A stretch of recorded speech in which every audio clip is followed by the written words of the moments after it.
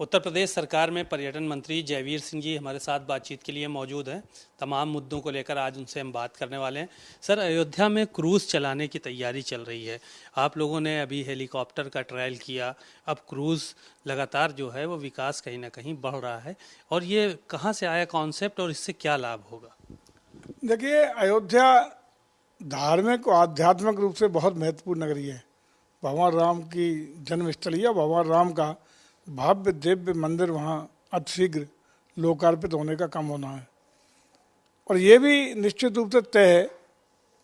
अभी जब बन रहा है मंदिर, तब वहाँ गुणात्मक रूप से आगंतुकों की, धर्म श्रद्धालुओं की और धार्मिक रूप से दर्शनार्थियों की भीड़ का सैलाब उमड़ रहा है। तो उससे संभावना यही है, और ये तय भी है कि जैसे ही लोकार्पित हमारा भव्य दिव्य मंदिर होगा, उसके बाद अपार श्रद्धालुओं की भीड़ वहाँ उमड़ेगी।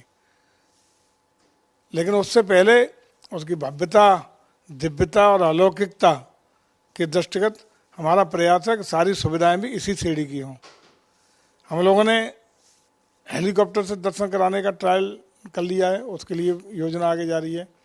अयोध्या में इंटरनेशनल एयरपोर्ट भी हम लोग बहुत शीघ्र लोकार्पित करने जा रहे हैं। सरयू में क्रूज के द्वारा भी वो आकर्षण का केंद्र होगा, श्रद्धालुओं को उसका आनंद मिलेगा। साथ ही साथ अयोध्या में चाहे हमारे जो इंफ्रास्ट्रक्चर डेवलपमेंट की बात हो, यात्रियों के लिए, श्रद्धालुओं के लिए ठहरने की, खाने की, पीने की, गाड़ियों के पार्किंग की, ये सारी सुविधाएं, विश्व स्तरीय सुविधाएं मिल सकें, इसके लिए हम लोग प्रयासरत हैं। सरकार का प्रयास है कि जब तक हमारा राम मंदिर का लोकार्पण हो, उससे पहले पहले वो सारी सुविधाएं, संसाधन और इंफ्रास्ट्रक्चर डेवलपमेंट इसी स्तर का हम लोग दे पाएँ, ताकि किसी भी आने वाले श्रद्धालु को किसी भी प्रकार की दुख, तकलीफ या कष्ट न हो, और एक भव्यता, दिव्यता, अलौकिकता के साथ दर्शन करके उसका मुरीद होके जाए कि प्रदेश सरकार और भारत की सरकार ने जिस तरह की व्यवस्थाएं की हैं वो अभूतपूर्व हैं। ये हमारा प्रयास है। एक सवाल ये था कि आज से नोट एक्सचेंज हो रहे हैं 2000 के। विपक्ष लगातार हमलावर है कि जो सरकार के फैसले थे वो ठीक नहीं थे, अपने फैसलों से बैकफुट पे आना पड़ता है, तुगलकी फरमान पहले जारी होते हैं फिर बैकफुट पे आते हैं। इस तरह की चर्चाएं हैं, तमाम मीडिया में बयान भी दिए जा रहे हैं समाजवादी पार्टी के नेताओं की तरफ से, कांग्रेस पार्टी के नेताओं की तरफ से। देखिए, 3 दिन पहले भारतीय रिजर्व बैंक ने निर्णय लिया था, तब से ही ज़्यादातर 2000 के नोट बाहर आना शुरू हो गए हैं। अंततः ज़्यादातर लोगों ने या तो अपना स्टोरेज कर रखे थे, अपने रखे हुए थे, प्रचलन में बहुत कम नोट थे, और उनको छपाई का काम काफ़ी समय पहले से आरबीआई बंद कर चुकी थी। 2000 नोटों की छपाई का काम रोका हुआ था। अब मुझे लगता है कि 30 सितंबर तक का लक्ष्य रखा है आरबीआई ने कि उन नोटों को कलेक्ट करके उनका प्रचलन बंद कर दिया जाए। तो मैं समझता हूँ कि नोटबंदी नहीं किया था, 3 दिन पहले के निर्णय में लगातार लोगों की न कोई अरफा तरफी मची है। 3 दिन से आसानी से नोट लोग बैंकों में बदल रहे हैं, व्यापार में भी चल रहे हैं, और लोग बिना किसी दुख तकलीफ के उनको सरेंडर करके और नई दूसरी करेंसी लेने का काम कर रहे हैं। इसमें कोई कठिनाई नहीं होनी चाहिए, और इस तरह की जनता में भी इसके खिलाफ कोई उनके दिल दिमाग में कोई बात नहीं, ना कोई असुविधा हो रही है। ये सवाल यही तो कर रहे हैं आप लोगों से कि भारतीय जनता पार्टी के नेता बताएं कि इसको चलाने का क्या मकसद था और बंद करने से क्या फायदा है। देखिए, तमाम निर्णय लिए जाते हैं। आरबीआई का निर्णय बंद करने का है, निश्चित रूप से कोई ना कोई ठोस काट रहे होंगे। जो ग्लोबल, इस समय ग्लोबल रूप से पूरी दुनिया एक केंद्र के रूप में है, पूरी दुनिया कनेक्ट है, बहुत नज़दीक है, बहुत नज़दीक आ गई है। तमाम ऐसे निर्णय हुआ करते हैं जो ग्लोबल रूप से प्रभावित होते हैं, ग्लोबल रूप से स्थितियों को देखते हुए निर्णय लेने का काम होता है।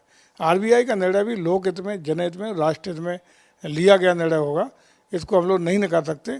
लेकिन इस निर्णय से किसी भी आम जन को कोई असुविधा ना हो, दुख तकलीफ ना हो, कष्ट ना हो, ये सरकार प्रयास कर रही है। और ये निश्चित रूप से देखने को मिलेगा कि बिना किसी दुख तकलीफ के ये सारी प्रक्रिया 30 सितंबर तक पूरी हो जाएगी। और 30 सितंबर, कल इशारा भी गवर्नर ने किया है कि 30 सितंबर के बाद भी संभवतः आगे भी अगर कोई असुविधा होगी तो समय को बढ़ाया जा सकता है। अखिलेश यादव ने एक बड़ा आरोप और लगाया, कहा जब से आप लोग सरकार में आए हैं उत्तर प्रदेश में तमंचा कल्चर की शुरुआत हो गई है। मुख्यमंत्री से या सरकार के मंत्रियों से कोई बात पूछो तो कहते हैं तमंचा, कूड़े की बात करो तो कहेंगे तमंचा, सफाई की बात करो तो कहेंगे तमंचा। तो तमंचा कल्चर की शुरुआत हो गई, इसलिए इतनी घटनाएं बढ़ रही हैं। देखिए, आदरणीय योगी जी के नेतृत्व में 2017 में उत्तर प्रदेश में सरकार बनने के बाद, उससे पहले तो हमारे अखिलेश जी सीएम थे 12 से 17 तक, तब क्या स्थितियां थी और 17 से अब 23 चल रहा है, इन 6 सालों में उत्तर प्रदेश बदला हुआ उत्तर प्रदेश है। लॉ एंड ऑर्डर का विषय हो या अपराधी और अपराधियों के प्रति जीरो टॉलरेंस की नीति हो, इस पर कोई समझौता नहीं किया गया। उसी का परिणाम है कि आज उत्तर प्रदेश भयमुक्त वातावरण में जी रहा है, माफिया शून्य उत्तर प्रदेश हो गया है, अपराध और अपराधियों की क्या स्थिति है, लोगों को विश्वास उत्तर प्रदेश सरकार पर बढ़ा है।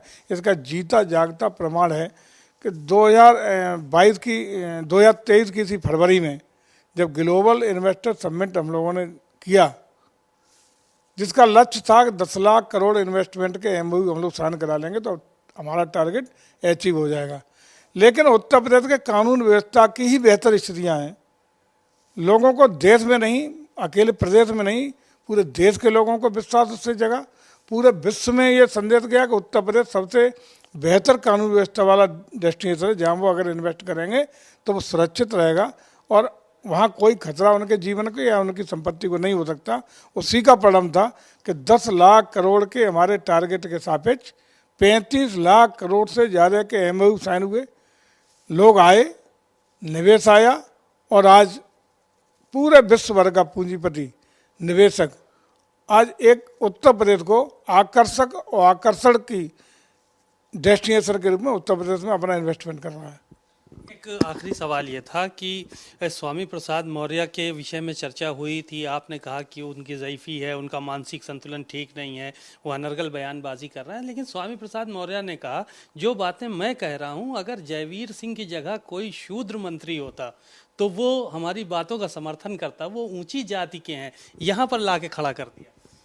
देखिए, अब उनकी टिप्पणी पर मैं कोई टिप्पणी नहीं करूँगा। बड़े भाई हैं, हमारे बड़े भाई हैं वो, अब बड़े भाई क्या कह रहे हैं। लेकिन अब ये है कि अब क्या कहने लगे, किसको कब गरियाने लगे और किसको क्या टीका टिप्पणी करने लगे, उस पर अब मैं कोई अपनी ओर से टिप्पणी नहीं करूँगा। और मुझे लगता है कि जो मैंने पहले कहा है उस पर अखिलेश जी को ध्यान देना चाहिए। बातचीत के लिए शुक्रिया। जयवीर सिंह जी बड़े बेबाक मंत्री हैं, उन्होंने तमाम बातें कही और साफ तौर पर स्थितियां क्लियर की कि किस तरह से अयोध्या में विकास हो रहा है। और जब 2017 से पहले समाजवादी पार्टी की सरकार थी, उस टाइम उत्तर प्रदेश का स्वरूप क्या था, यहाँ की स्थितियाँ क्या थीं और अब क्या स्थितियाँ हैं, इसको लोगों को देखना चाहिए और विचार करने की ज़रूरत है। कैमरामैन श्रवण कुमार वर्मा के साथ सीमा नकवी, भारत समाचार, लखनऊ।